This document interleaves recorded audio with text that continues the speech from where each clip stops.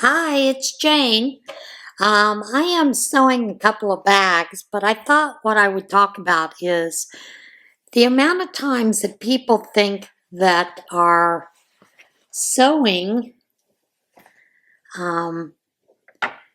takes the longest amount of time for working any kind of bag. That is not true.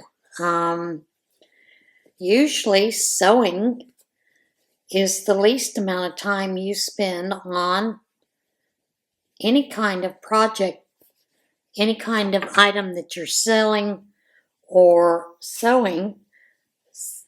Sewing is the least amount of time that you will spend with that project. Majority of it comes in ironing, cutting out, but there's a lot that is done with just pressing.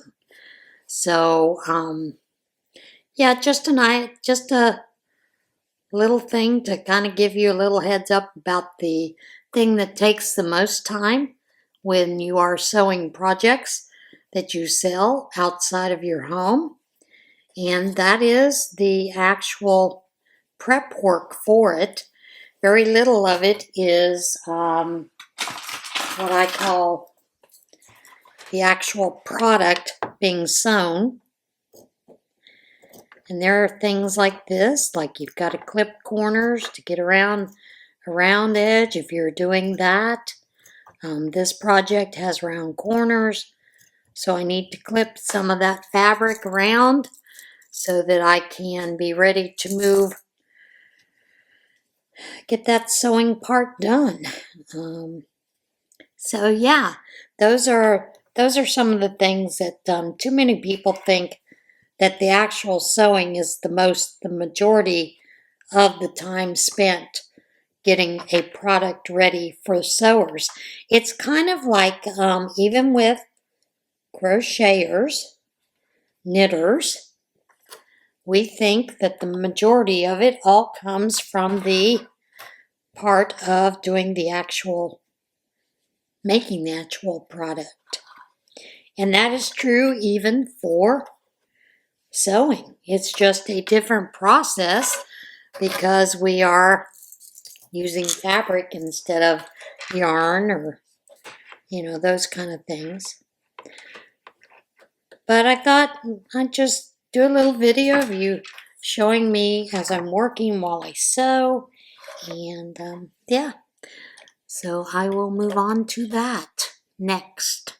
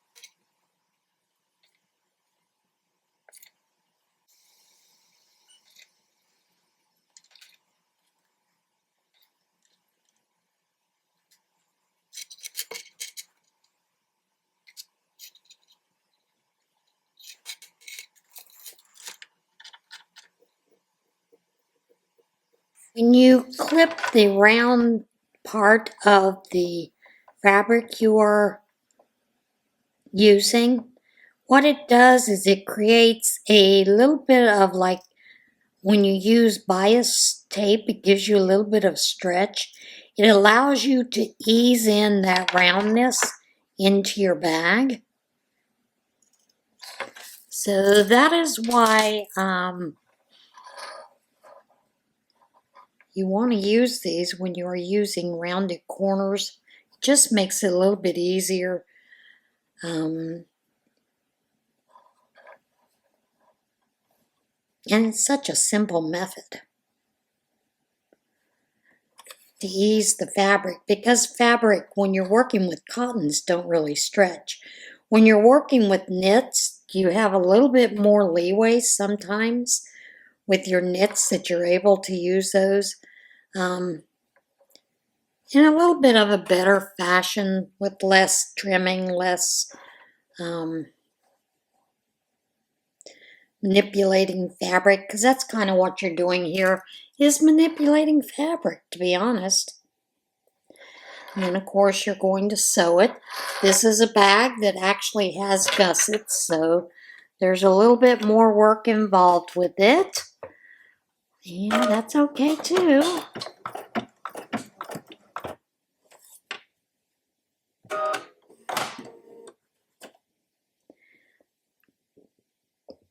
And this calls for a much larger seam allowance. I don't always use a 1/2 inch or 5/8, 3/8 inch seam allowance, but this pattern almost calls for it, so that you're able to get in those nice rounded edges of the bag.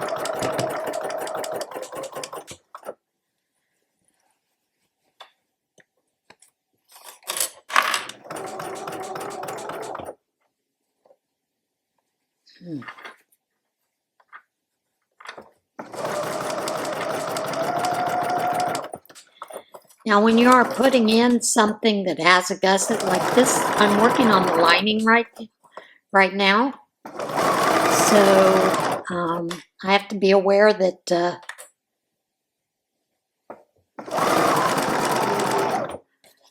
my lining has to lay fairly flat. And when you're putting in bags like this, one thing you've got to remember is to keep the other side of the bag that's already sewn out of the way.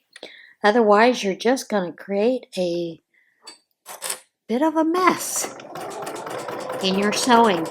And that is just manipulating your fabric. You'll see me, every once in a while, stop to turn it. And that is what I am doing, is to manipulate that fabric out of the way so that I can continue sewing. Otherwise, it's turtle snail pace, when you're on this. This isn't like when you're doing just basic tote bags that don't have gussets. Real gussets, you're able to sew those pretty fast, to be honest. But these bags, I do enjoy sewing them. I've made quite a few of them. Of course, as soon as I get them finished, someone finds out they're ready. They're out the door. But these do take a little bit more time in sewing. And there you have the inside gusset of this bag. This bag has 2 slip pockets here. And then I have a pocket over here on the side where you can slip cash into, or you can put a couple credit cards, your ID in there. As well as, I also sometimes include a bag that can be, a small coin purse. So those are some options when you're creating these bags. This is the little bag that I call my craft bag, or when I go to craft fairs. It also, you've got 2 pockets on each side of the bag. So there's a lot of pockets in this for options to carry extra things, but it's a small enough bag that it can be worn as a crossbody. You can use it all the time, but yeah, this has been a fun project. I do enjoy making this crossbody bag. I also make a plain straight rectangle-ish one. That one's a little easier to sew, but I like this one every once in a while. So those are your options.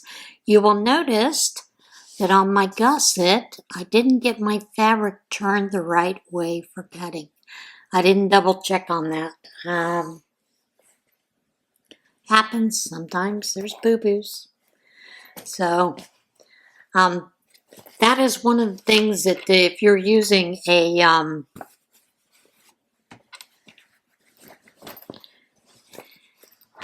non-directional fabric, that's probably the best choice to use rather than to continue to use something like this.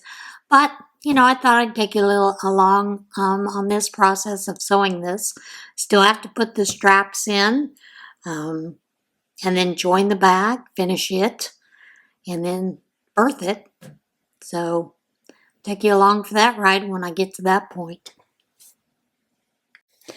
Now you could definitely use pinking shears for this portion, but my pinking shears are at the sharpening dude's house. So that's why I have to clip those, is because they are not at my house at the time. I also want to suggest for those of you who've never sewn any kind of bag where you've had to put in certain size seams. Many times, a lot of the seams that I use are 1/4 of an inch seam, some up to 1/2 an inch. But, and if you're not used to sewing on a straight line, there are ways around that. And that would be simply that on the inside of your bag, the wrong side, you would just mark, like with pencil or chalk marker or whatever you have to mark your fabrics with. You would just mark that seam at 1/2 an inch or 1/4 of an inch, whatever, and then sew on the line. I still do that, even as practiced as I am. There are certain times I'm like, I want it to be a little more precise for whatever reason. And generally that is when I am working with a bag pattern that I am not familiar with at all. I will mark this seam allowance so that I get it to where it is close, because some of the bag patterns that you get, you have to be really precise on. Others, not so much. But those where you need to be precise, having a line drawn on the wrong side of the fabric so you know where to sew, can be very beneficial. I do a bag. I know you've seen my bag that was done with the Looney Tunes. That bag, because of, and that's going to be right there where the zipper is. There we go. Because that bag has some pretty precise measurements, I will draw the line for those so that it comes out much better than if I had done it just winging it. So I just wanted to throw that tip out there. Other than that, I'm going to let you go because I have still more bags to finish, and I do a process where I do one part of it, then I do the next part, and then I do the finishing part. And this wasn't meant to be a tutorial of me sewing bags, putting them together. This was simply meant to talk to you about when you are doing things like this, like because I sell my bags, the most time-consuming part of putting a bag together is not the sewing. The most time-consuming part is actually laying your fabric out, washing, ironing it, laying it out, cutting it. If you have a pattern you have to pin on it, that takes a little bit of time. And then if you have to add interfacing to any of it, that adds time. You've got more ironing time on top of that. If you have to mark anything, to cut anything for a specific point in your project. So that part of this sewing actually takes more time than anything. The actual sewing goes pretty fast once you've got everything prepared and ready to go. All right, guys, that's it for today. I'll see you again next week. Everybody have a great week. Do something kind for one another. Bye.